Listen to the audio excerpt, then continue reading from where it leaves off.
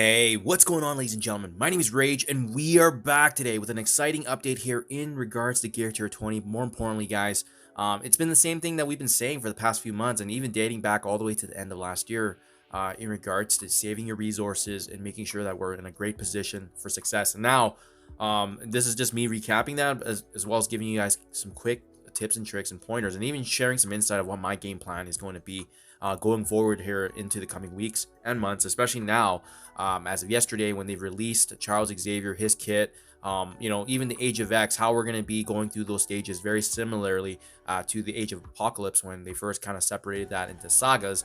It's crazy to see and awesome. It's an awesome update. I love it. I think it's a fresh game mode when they previously did do that with Apocalypse, and now it's essentially now going to be looks like the ongoing kind of trend for future releases, especially on these kind of god tier mythic characters. Now, a couple things, guys. We talked about how much hoarding is going to play a factor. I've been getting questions over this, throughout the weeks and months on why I'm saving all this gold, why I'm hoarding everything with gold and power quartz, because we knew this, right? We knew this coming. Every single time in March or April, there's a new gear tier announcement. There's a new dark dimension getting announced. And as well, there's a new mythic god tier character that gets also announced. So in this case, we know Annihilus is going to be for 2026. And Charles Xavier obviously being for 2025. Now, real quickly here, guys, the reason we've been saving all this gold is because, remember, when Crimson Gear first came and first released, it was added into the store directly for gold purchases. Heck, you still see it here with these other available Crimson Gear, right? But obviously, having those mini uniques that are going to get added now, that's going to be the next level of requirement here for elevating your characters. I'm still purchasing this, by the way. Is it expensive? 100%.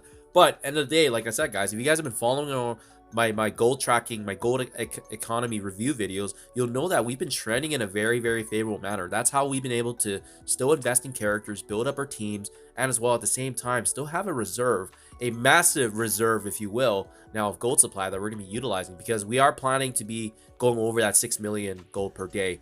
That's the expectation. We've always expected this, but there's always a time and place for everything. And usually, end of the year, early months of January, February, they're usually the slowest months in Marvel Strike Force. So that's why I wasn't, worried at all. For me, it was like a mental break. I didn't need to be as intense in the game and just essentially just coasting and milking resources. But there's a couple of things I want to talk about, guys. Just to recap what happened last year, right?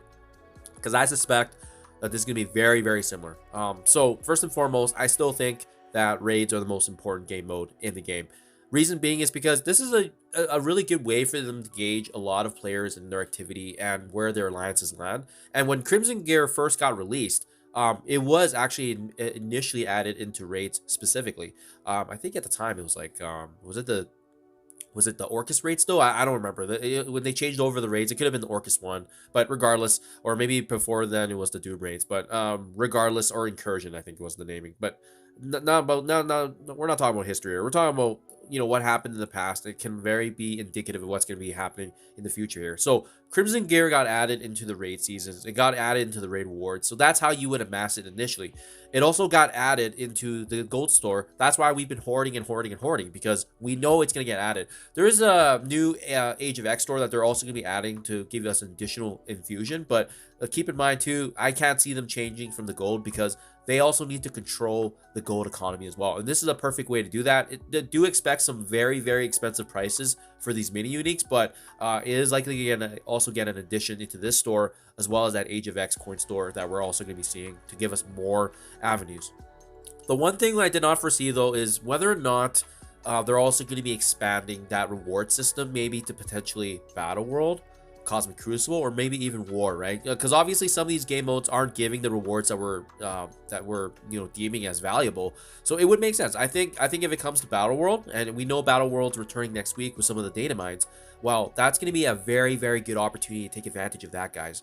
In case you haven't checked it, guys, yes, Gear Tier 20 is officially live in game now, so you can already take a look. Like, for example, obviously most of us are going to have Mephisto built up if you already unlocked him. You want to bring him up to Gear Tier 20 ultimately for the next Dark Dimension. But what's even cool, guys, and this is just like a nice tip and trick, if you will, for you, if you do have the resources and allocations, and obviously if you're in a position similar to myself, is that you will likely be able to already upgrade this main piece here, because it doesn't require any of the new mini uniques, right?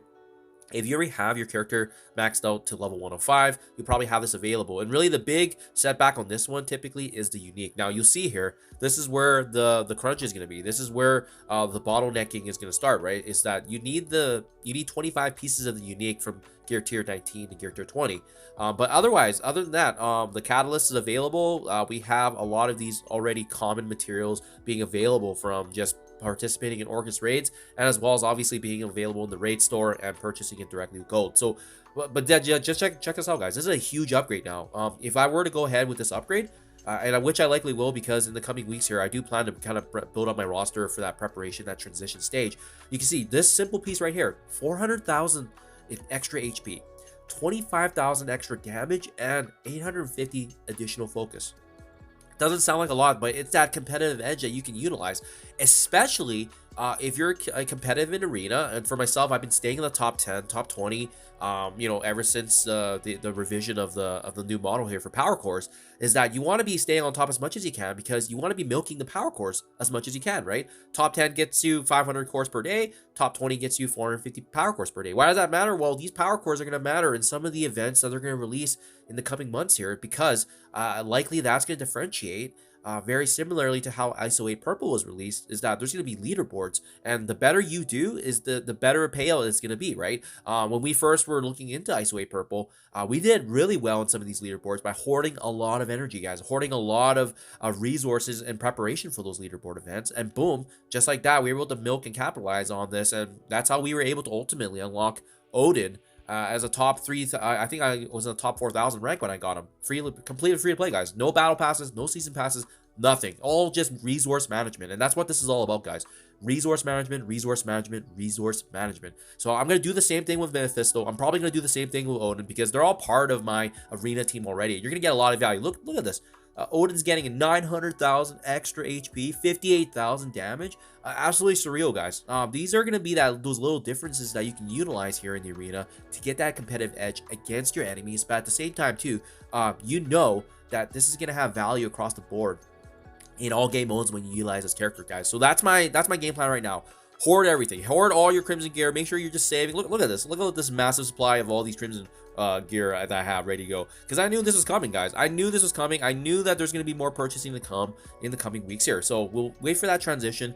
We'll see if Crucible or Battle World or War, what have you, which other additional avenues are going to be available. But what I would urge you guys is to be in an active alliance, because it's likely going to be going to some sort of alliance driven way, so that way people that are more competitive are going to be getting more of these resources. It's one of those like rich get richer and the poor doesn't do that well in these situations. So if you guys are active already and playing the game and wanting to seek more, look for an active alliance. They're going to be more competitive, they're going to be getting more resources, and that can literally be the difference maker of how we're going to be getting Xavier sooner rather than later, guys. So that's just my 2 cents. We'll be back with more planning videos and whatnot, but this is my overview right now. Hoard everything, hoard all your resources, because right now having those resources is going to give you that flexibility and the ability to pivot and adapt when we need to.